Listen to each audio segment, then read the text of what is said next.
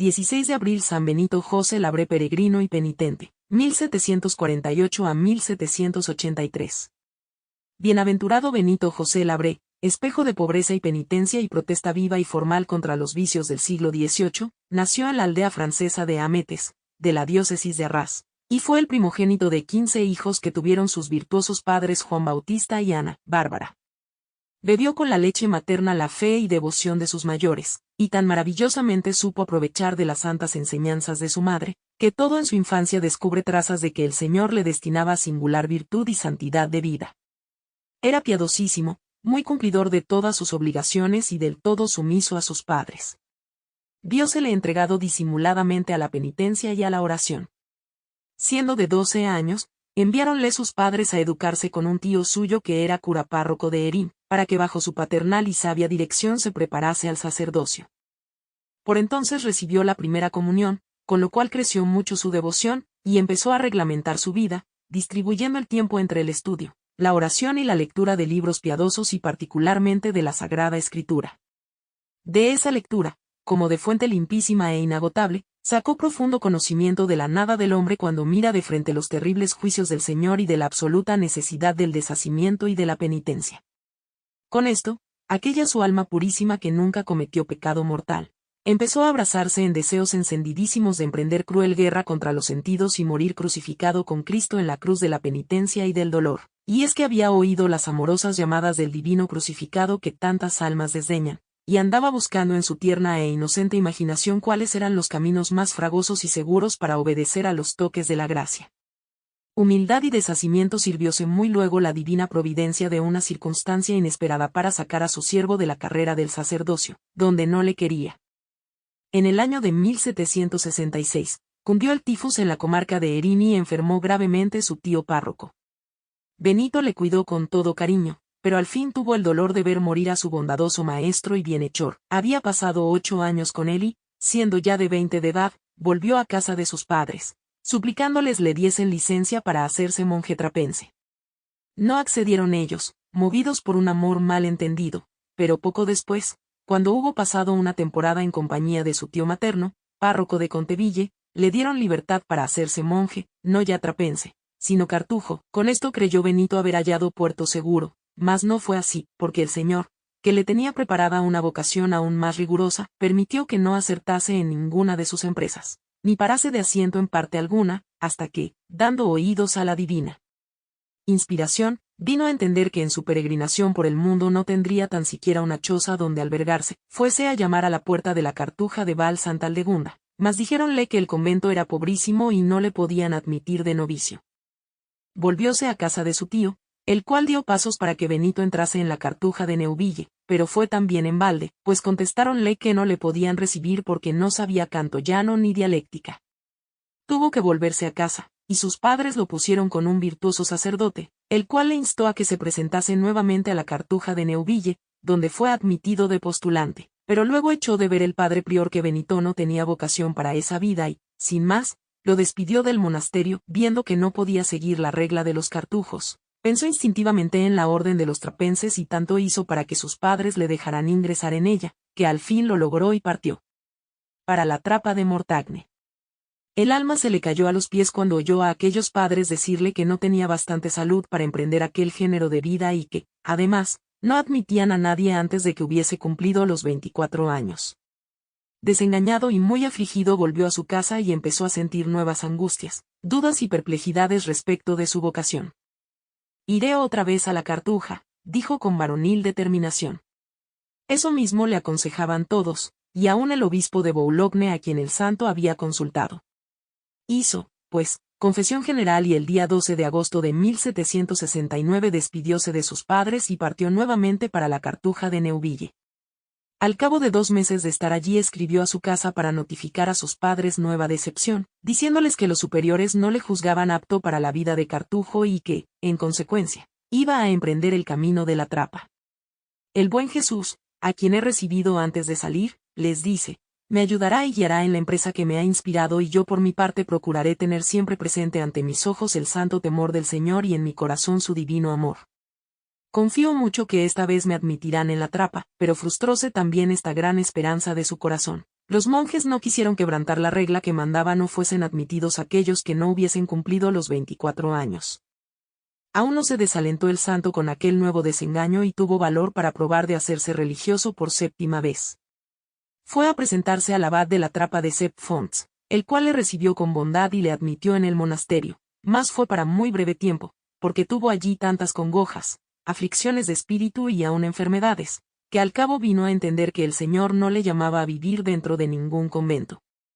Definitiva vocación de peregrino habiéndole el Señor despojado del todo de la propia voluntad por medio de aquellos desengaños y haciendo que se malograsen todos sus intentos. Dignóse descubrir a su fiel siervo maravillosos y nunca soñados horizontes, inspirándole la vocación de peregrino y dándole valor para pasear triunfalmente sus andrajos de mendigo, por espacio de 15 años, por los caminos de Francia, Suiza, Italia y España, en medio de las burlas y escarnios de quienes no sospechaban que aquello fuese traza y voluntad del Señor.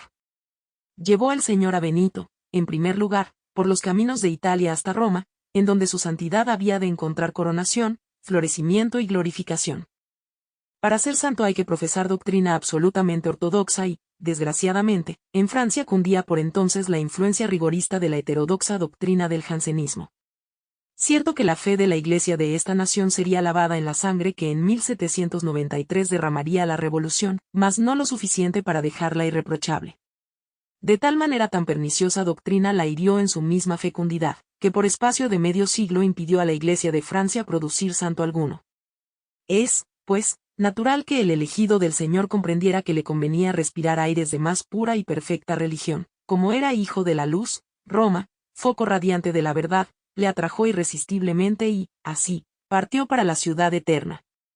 Obediente a la divina inspiración, determinó vivir de allí adelante solitario en medio del mundo. Todos sus viajes los hacía a pie, por los caminos menos frecuentados y solía detenerse en los más venerados y devotos santuarios. Llevaba vestidos muy pobres y siempre los mismos, un rosario en la mano, otro en el cuello, un Santo Cristo sobre su pecho, y a cuestas un saco en el que metía las limosnas y los 3 libros que siempre tuvo consigo, el Nuevo Testamento, la Imitación de Cristo y el Breviario, que solía rezar cada día. Nada le detenía en sus peregrinaciones, ni el frío, ni el calor, ni las lluvias, ni las nevadas. Ordinariamente dormía al sereno, pues no gustaba de albergues en ventas ni en posadas, por no estorbar su recogimiento oyendo los gritos, blasfemias y canciones de los viajeros. Vivía al día, de la caridad pública, sin mendigar ni guardar nada para otro día.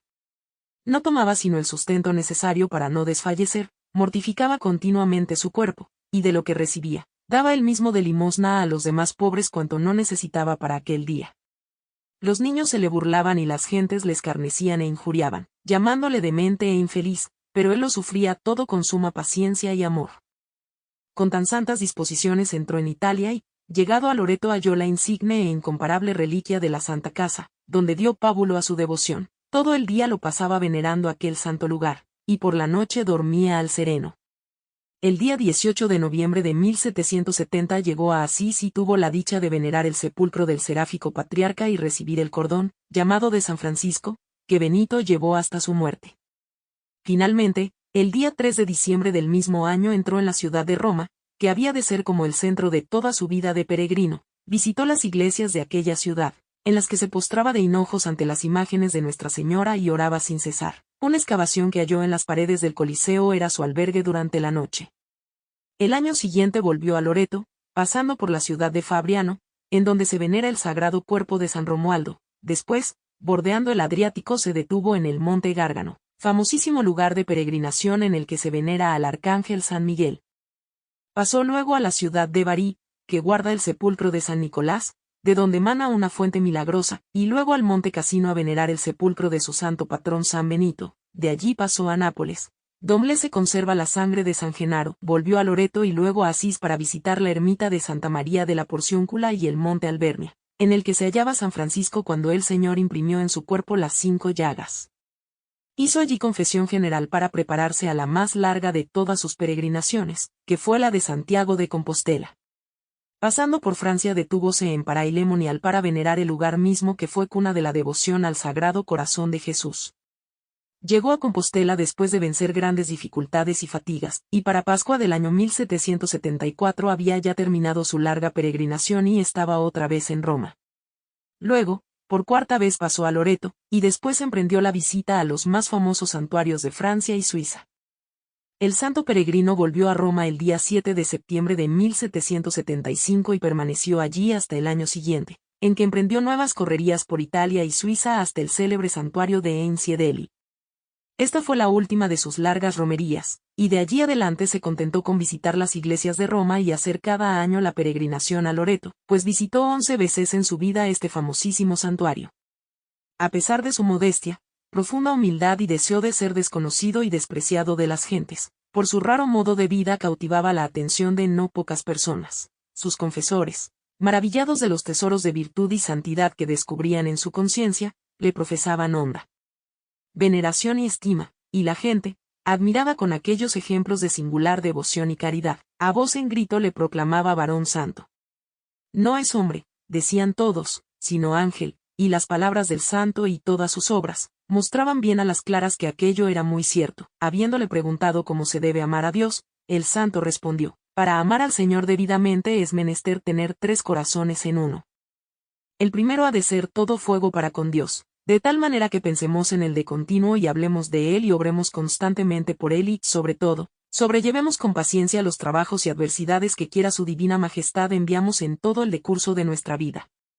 El segundo corazón ha de ser todo carne para con el prójimo, y llevarnos a ayudarle en sus necesidades espirituales por medio de la instrucción, el buen consejo, el ejemplo y la oración. Ha de amar sobre todo a los pecadores y más aún a los enemigos, pidiendo al Señor que diese de su luz y su gracia para traerlos a penitencia. Asimismo ha de estar lleno de compasión por las almas del purgatorio, para que Jesús y María se dignen llevarlas al cielo. El tercer corazón ha de ser todo bronce para consigo mismo, de suerte que aborrezcamos toda sensualidad y resistamos sin cesar al amor propio, renunciando a la propia voluntad, castigando al cuerpo con el ayuno y la abstinencia y domando las inclinaciones de la naturaleza viciada y corrompida. Porque cuanto más aborrezcamos y maltratemos a nuestra carne, tanto mayor será el galardón que recibiremos en la otra vida. Favorecióle Dios con el don de profecía, y así predijo los desastrosos y providenciales sucesos de la Revolución Francesa, como castigo de la impenitencia e impiedad de la sociedad de aquellos tiempos. También le comunicaba el Señor conocimiento clarísimo del estado interior de las almas. Muchas veces se descubrió el ardor de su amor a Dios y el fervor de su oración por una como aureola de luz sobrenatural que le envolvía, o por ver su cuerpo levantarse del suelo cuando oraba. Tuvo asimismo don de milagros, e hizo algunos en vida y aún después de muerto. El sello y carácter propio de la santidad de Benito José Labré estuvo en ser toda ella interior, escondida y desconocida del mundo. Complacíase el Señor en tener ocultas, como con un velo, las sublimes virtudes de aquella víctima expiatoria, hasta el día en que la recibió en el cielo para darle el premio de su santa vida. En ese día, todo lo escondido sale a la luz, todo lo encubierto se descubre. Innumerables circunstancias de la vida del santo peregrino acuden a la mente de cuantos le trataron o le vieron pasar por los caminos. Multiplícanse los prodigios y las curaciones milagrosas, y la Iglesia recoge con amor todos esos testimonios de la santidad del bienaventurado mendigo, y con ellos, como con otras tantas piedras ricas y exquisitamente labradas, levanta al humilde santo un monumento glorioso e inmortal. Días postreros. Tantas y tan continuas penitencias y austeridades quebrantaron la salud del santo peregrino, porque solo se sustentaba de la frugal pitanza que le daban en los conventos, y aún de ella dejaba lo mejor para los pobres. Dormía al sereno y tenía el cuerpo plagado de parásitos muy molestos y las piernas llagadas, con todo lo cual se le agotaron muy presto las fuerzas. Propusiéronle que se albergase en algún hospicio, aunque solo fuese de noche, y el santo lo aceptó. En este lugar transcurrieron los últimos años de su vida. Pero entre días solía visitar las iglesias y permanecía en ellas tan largo rato, que puede decirse que en tan devoto ejercicio gastó lo que le quedaba de fuerza. Parecía al fin un esqueleto ambulante y, con todo, no se pudo lograr que cuidase de su salud. 4 días antes de su muerte, el 12 de abril del año 1783, al salir de la iglesia se halló tan extenuado, que tuvo que sostenerse con su bastón para no caer. Alguien se le acercó y le dijo, «Hoy sí que estás malo, Benito, cúmplase la voluntad de Dios», repuso el santo. Tuvo como un presentimiento de su muerte, y aún a veces hablaba de ella sin dar muestras de espanto ni turbación. Con frecuencia exclamaba, Llámame pronto, Jesús mío, qué ganas tengo de verte. El día 15 de abril, martes de Semana Santa, se desmayó al salir del hospicio, pero al volver en sí y sin tener ninguna cuenta con su debilidad, se arrastró hasta llegar a la iglesia de Santa Práxedes, en donde estaban acabando la función de las 40 horas. Antes de entrar, compró un poco de vinagre y bebiólo diciendo: otro lo bebió antes y padeció más que yo por amor a los hombres en tal semana como esta.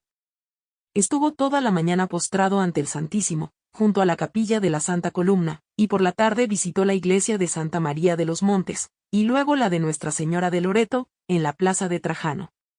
Tuvo ese día algunos desfallecimientos, hasta el extremo de que le hallaron tendido en el suelo como muerto. Finalmente, el día 16, por más que le instaron a que no saliese del hospicio por lo mucho que había empeorado, él salió y fue, como acostumbraba, a la iglesia de Santa María, a la que apenas pudo llegar. Oyó 2 misas y luego se quedó adorando al Santísimo, pero a eso de las 7, al salir de la iglesia, sintióse desfallecer y cayó en las gradas del atrio sin poder ya levantarse. Vino a recogerlo un amigo suyo, el carnicero Zaccarelli, el cual lo llevó a su casa que estaba poco distante de la iglesia y estando en ella entregó su alma santísima al Señor, a las 8 de la tarde de aquel mismo día 16 de abril, siendo de edad de 35 años. Su glorificación. La muerte de aquel santo mendigo tan desaseado y cubierto de miseria fue humilde y escondida como su vida y, a juicio de los hombres vanos y mundanos, no había persona más despreciable que el pobre Benito. Sin embargo, su grandeza y santidad iban a ser muy en breve proclamadas a la faz del universo.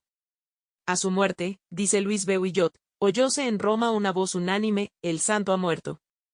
Entonces, prosigue el insigne escritor, se vio acudir a la camilla donde el mendigo exhaló la última oración y el postrer suspiro, innumerable muchedumbre de gente que venía a besarle los pies, no faltando entre los que así acudían a venerar su sagrado cadáver aquellos mismos que habían tenido mayor tedio y aversión al santo, a la vista del extraño modo de vida que llevaba. Pero en breve la Santa Iglesia emitió su autorizado dictamen sobre las eminentes virtudes de Benito José Labré y lo llevó a los altares.